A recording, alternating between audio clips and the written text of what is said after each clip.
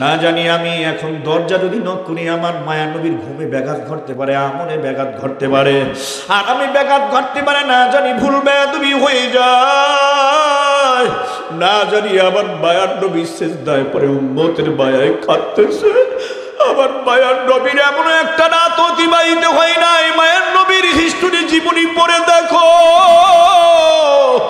আমার মায়ার নবীর এমন একটা রাত অতিবাহিত হয় নাই যেই রাত আমার মায়ার নবী সিজদা পড়ি উম্মতের মাগফিরাত কামনায় চোখের পানি ফেলায় কাঁদি নাই, কাঁদি নাই। কার জন্য পাগল হইছো রে যুবক? আমার মায়ার নবীর জন্য কেন এখনো পাগল হইতে পারলি না? যেই নবী দুনিয়ায় তোরে আমারে ভুললেন না, যেই নবী এখনো কাদিম মদিনায় রওজার আতাহারে উম্মতি উম্মতি বলি, হাশরের ময়দানে আমার মায়ার নবী উম্মতি উম্মতি বলে সিজদায় পড়ে কান্না করতে থাকবে, আল্লাহু আকবার আল্লাহু আকবার। যেই নবী তোরা আমার জন্য পাগল, এ ভোলা শহর এলাকার মুসলমান, এ কারিমিয়া মাদ্রাসা এলাকার মুসলমান, ইমাম দীপ্ত কণ্ঠে আওয়াজ করে বলো, ওই নবীর জন্য তোর আমারও পাগল পারা হওয়ার দরকার আছে না নাই? কবি নজরুল রাহিমাহুল্লাহ বলেছিলেন, রশিদের অপমানে যদি কাঁদে না তোর মন, মুসলিম নয় মুনাফিক তুই রাসূলের দুশমন। কথা ঠিক কিনা?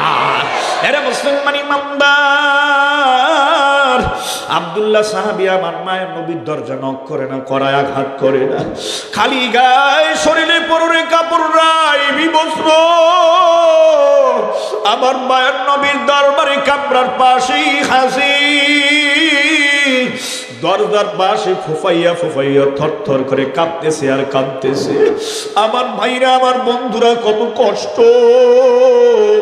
প্রচন্ড শীতের মধ্যে যদি কাউকে খালি গায়ে ঘর থেকে বের করা হয়, অথবা নদীর মধ্যে যদি নৌকায় গিয়ে আপনি বসেন, কত কষ্ট হবে, থরথর করে কাঁপতে কাঁপতে বরফের মতো হয়ে যাবে। কথা ঠিক কিনা? ধরে আওয়াজ করে বলে আমার ভাইরা কত কষ্ট।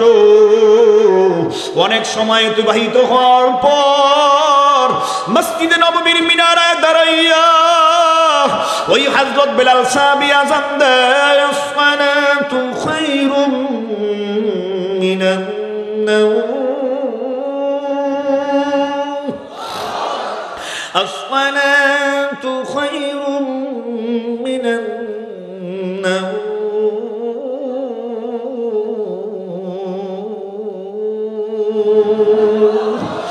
ঘুম হইতে নামাজ ভালো, ঘুম হইতে নামাজ ভালো, আর তুমি ঘুমাইও না, ঠিক মতো পড়িলে নামাজ বেহেশতে হবে তোমার ঠিকানা।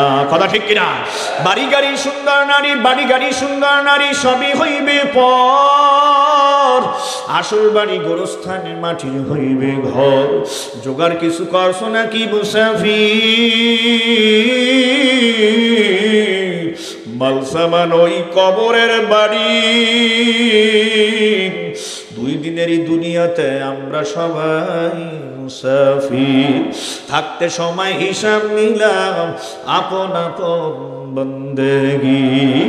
আজান কমপ্লিট হয়ে গেল, আল্লাহু আকবার। সাহাবায়ে কেরাম মসজিদ নববীর মধ্যে হাজির, সবাই অপেক্ষামান হয়ে বসে আছে মায়ার নবী পয়গম্বর কলিজার টুকরা নবী কখন আসবে।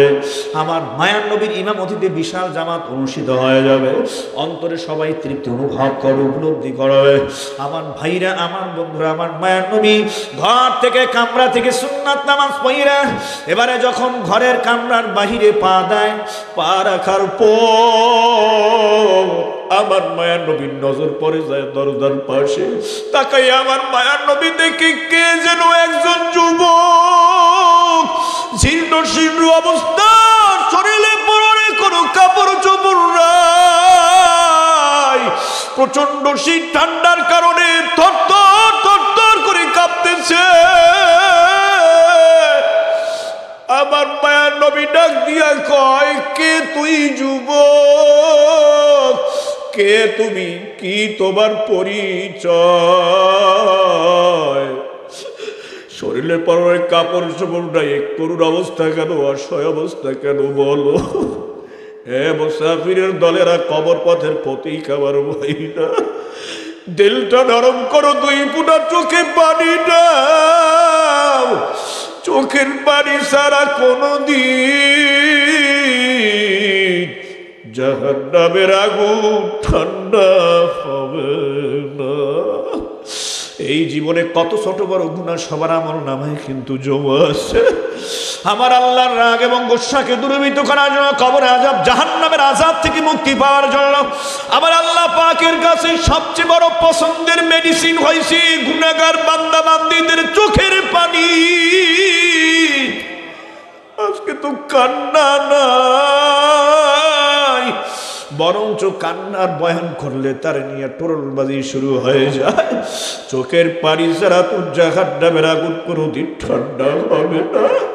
আমার মায়ার নবী যখন কয়, কে তুই যুবক, কোথায় তোর বাড়ি, কি তোর পরিচয়, আব্দুল্লাহ সাহাবী লাব্বাইক ইয়া রাসূলুল্লাহ বলে দাঁড়াইয়া যায়। আল্লাহু আকবার। আর বলে ফেদাকা আবি ওয়া উম্মি ইয়া রাসূলুল্লাহ, আমার আব্বা আম্মা আমার জান মাল আপনার জন্য কোরবানি হয়ে যাক নবী। ও নবী, আমি তো আপনার কলিজার টুকরা সাহাবী আব্দুল্লাহ। এ আব্দুল্লাহ, তোর এই করুণ অবস্থা কেন? শরীরে পরনে কাপড় চোপড় নাই, থর থর করে কাঁপো কেন? ইয়া রাসূলুল্লাহ, ইয়া হাবিবাল্লাহ, আমার যে ওই বেঈমান চাচা, কাফির চাচা, ওই বেঈমানের কাছে আমি আব্দুল্লাহ সাহাবীর একটাই অন্যায়, একটাই অপরাধ, আমি কেন আমার মালিক আল্লাহর রব বলে স্বীকার করলাম? আল্লাহু আকবার। আমি কেন আপনাকে নবী হিসেবে গ্রহণ করলাম? আমি কেন আপনার সুন্নত তরিকার দাড়ি রাখলাম? আমি কেন আপনার মোহাব্বতে মাথায় টুপি সুন্নতি পোশাক পরলাম? আমি কেন আমার মালিক আমার মাওলার কুদরতি কদমে সেজদা দেই? ওই বেঈমান চাটারাজ গেছে, এটা অন্যায় অপরাধ হয়ে গেল গো নবী পয়গম্বর। ওই বেঈমান কৌশল অবলম্বন করে আমার বিবিকে পর্যন্ত তালাক দেওয়াইছে, আমার জায়গা জমি সব লিখে নিল, অবশেষে আমারে কয় ত্যায্য করে দেবে। ঘর থেকে ফিরতেছিলাম, গভীরে আপনার খেদমতের দিকে আসতেছিলাম, প্রচন্ড ঠিক ঠান্ডা, আমারে কয় জায়গা জমি সব দিলি, বিবিকে তালাক দিলি, কাপড় চোপড় শরীরে যা আছে তাও তো আমার টাকার কিনা। বেঈমানটা তা পর্যন্ত খুলে রাখছে নবী, এই জন্য আমার শরীরে পরনে কোনো কাপড় চোপড় নাই। আমার মায়ার নবী করুণ ঘটনার বর্ণনা শুই না, চোখে পানি দইরা রাখতে পারে না।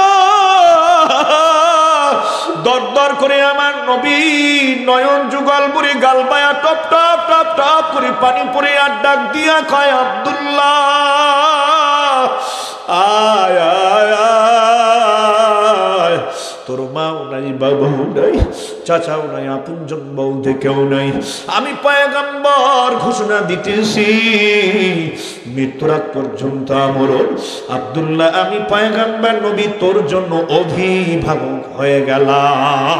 আল্লাহু আকবার। আরো জোরে কোন আল্লাহু আকবার। মায়ার নবী বুকে নেওয়ার পর যখন এই ঘোষণা দেয়, কিছুক্ষণ পরে আমার মায়ার নবী আবার কামরায় যায়, আবার ঘরে যায়। এখন আর কদম মসজিদে নববীর দিকে দেয় না। কিছুক্ষণ পর আমার মায়ার নবী আবার কামরা থেকে বের হয়ে আসেন, হাতের মধ্যে একটা চাদর, আমার মায়ার নবীর ব্যবহৃত একটা চাদর। ডাক দিয়া কয়, আয়েশা, আব্দুল্লাহ, এই চাদরটাকে দুই টুকরা বানাও, এক টুকরা তোমার শরীরে জড়ায় নাও, আরেক টুকরা দিয়ে তুমি তোমার লজ্জাস্থানটাকে ঢাইকা দাও। আমার মায়া নবী যখন দেখলেন চাদর শরীরে মরাইয়া দিল, আরেক টুকরা দিয়া লজ্জাস্থান ঢাকে, ডাক দিয়া কয়, আব্দুল্লাহ, মসজিদে নববীর মধ্যে চলো। সবাই ওয়েটিং এ আছে, অপেক্ষামান হয়ে আছে, ফজরের নামাজ জামাতের সাথে আদায় হবে, আমার অপেক্ষায় আছে। আল্লাহ নবী আব্দুল্লাহ সাহাবীকে নিয়ে মসজিদ নববীতে হাজির। সব সাহাবায়ে কেরাম আমার মায়ার নবীর সম্মানে দাঁড়াইয়া গেছে। দাঁড়ায় যাওয়ার পর আমার মায়ার নবী নামাজের মুসল্লায় দাঁড়ায়, বেলাল রাদিয়াল্লাহু তাআলা আনহু ইকামত দিয়ে দেয়। আমার মায়ার নবী নামাজ কমপ্লিট করলেন, ডানে বামে সালাম ফিরাইয়া দাঁড়ায়া যায়, ডাক দিয়া কয়, আব্দুল্লাহ, তুমি আমার পাশে দাঁড়াও। আবু বকর, ওমর, ওসমান, আলী, ও বেলাল, কেউ মসজিদ থেকে আজকে তোরা বের হবি না, আমি জরুরি কথা বলবো। মায়ার নবী আব্দুল্লাহ সাহাবীকে পাশে নিয়ে ডাক দিয়ে কয়, তোমাদের ভাইটা তোমাদের মাঝে হাজির। এই আব্দুল্লাহ ইসলামের জন্য, দ্বীনের জন্য, আল্লাহর মহব্বত মহাব্বতে নবীর মহাব্বতে যেই ত্যাগ এবং কুরবানি দিল, ওই আব্দুল্লাহ ঘর ছাড়লো, বিভিন্ন ত্যাগ করলো। শেষে যখন আসতেছিল বিদায় নিয়ে শরীরের পরনের কাপড় চোপড় খুইলা বিবস্ত্র কইরা দিল। বেঈমান চাচা, করুণ ঘটনা নবী বর্ণনা করার পর সবার চোখেই পানি। নবী কান্দে আর কয়, আবু বকর, ওমর, আলী, ওসমান, বিলাল, আজকে থেকে তোদের ভাই তোদের মধ্যেই থাকবে, কেউ তারে কষ্ট দিবি না, সবাই মহাব্বত করবি, ভালোবাসা দিবি, প্রয়োজনগুলি মেটানোর জন্য আপ্রাণ চেষ্টা করবি। আমার ভাইরা, আমার বন্ধুরা সবাই সম্মতি জ্ঞাপন করে। আল্লাহ নবী সবাইকে বিদায় দেয়। আব্দুল্লাহ সাহাবী মায়া নবী ডানে বামে সামনে পেছনে তাকে দিন প্রচারে সহযোগিতা করে। হঠাৎ করে একদিন খবর আসছে তাবুকের যুদ্ধে যাইতে হবে, ইসলাম মুসলমানদের সাথে আমার ভাইরা কাফের মুশরিক বেঈমানদের লড়াই হবে। আর যুদ্ধের ময়দানে গিয়ে ইসলাম প্রতিষ্ঠা করতে হবে, রক্ত ঝরাইতে হবে। জিহাদের তালিকায় কে কে নাম লেখাবা? অসংখ্য গণিত সাহাবা একরাম নাম লেখাইয়া দেয়, নাম লেখাইয়া দেয়। জোরে কান আল্লাহু আকবার। আব্দুল্লাহ সাহাবী দৌড়ায় যায়, ও মায়া নবী, আপনি তো আমার অভিভাবক, আপনি যদি অনুমতি দেন গো নবী, আপনার অনুমতির অপেক্ষায় আছি। তাবুকের যুদ্ধে জিহাদের ময়দানের তালিকা আমি আমার নামটা লেখাইতে রাজি। মায়ের নবী কয়, আব্দুল্লাহ তাড়াতাড়ি যা, নাম লেখা। ওইদিকে যুদ্ধের প্রস্তুতি রণপ্রস্তুতি সব কমপ্লিট হয়ে গেল। যুদ্ধের দামা বাইজা গেল, যুদ্ধের ময়দানের দিকে রওনা। আব্দুল্লাহ সাহাবী কিছু দূর যাওয়ার পর মালিকের হুকুম হয়ে গেল। আব্দুল্লাহ সাহাবীর শরীরটা প্রচন্ড ঠান্ডা হয়ে যায়, প্রচন্ড অসুস্থ হয়ে পড়ল। সাথে সাথে দুনিয়া থেকে বিদায়, আমার মালিকের দিকে রওনা, মালিকের দিদারের দিকে রওনা। আল্লাহু আকবার। আমার মায়ার নবী মোহাব্বতে কান্না করে চোখের পানি বসে আর ডাক দিয়া কয়, ও সাহাবীরা, আব্দুল্লাহর লাশের গোসলের ব্যবস্থা করো, জানাজার ব্যবস্থা করো, কেউ গিয়া কবর খনন করো। গোসল কমপ্লিট হয়ে গেল, কাফনের কাপড় পরাইয়া জানাজার দিকে নিয়ে চললো। জানাজা কমপ্লিট। এবার আব্দুল্লাহ সাহাবীকে কবরের মধ্যে মাকবারায় রাখবে। মায়ার নবী কাউকে কিছু না বললেন, নিজেই আব্দুল্লাহ সাহাবীর কবরের মধ্যে নাইমা দাঁড়াইলো। নাইমা দাঁড়াইয়া দু হাত উপরের দিকে দিয়া সাহাবায়ে কিরামদেরকে ডাক দিয়া কয়, ও সাহাবায়ে কিরাম, তোমাদের ভাই আব্দুল্লাহর লাশটা আমার দুই হাতের মধ্যে উঠাইয়া দাও। আব্দুল্লাহর লাশটা আমি পয়গম্বর নবী নিজ হাতে কবরে একটু শোয়াইয়া দেয়। সাহাবায়ে কেরাম আদেশ পাওয়ার সাথে সাথে কাল বিলম্ব করে দেয়, দেরি করে দেয়। মায়ার নবীর হাতে লাশ দিয়া দেয়।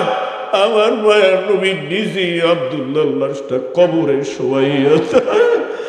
তখন উপরের উপস্থিত সাহাবায়ে কেরাম আফসোস করতেছে আর বলি, আহ, যদি আব্দুল্লাহ ভাইয়ের লাশের জায়গায় আমাদের লাশটা হইতো,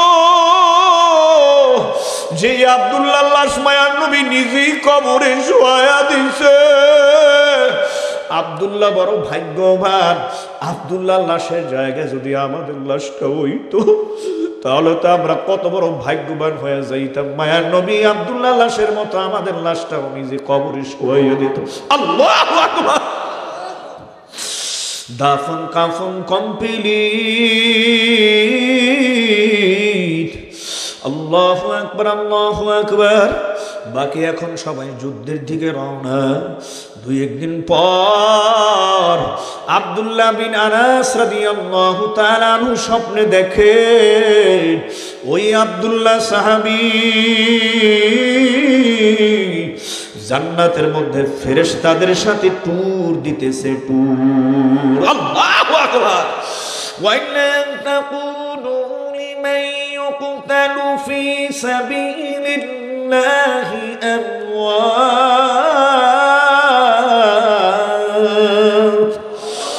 বাল আহইয়াউ ওয়ালাকিন লা তাশউরুন।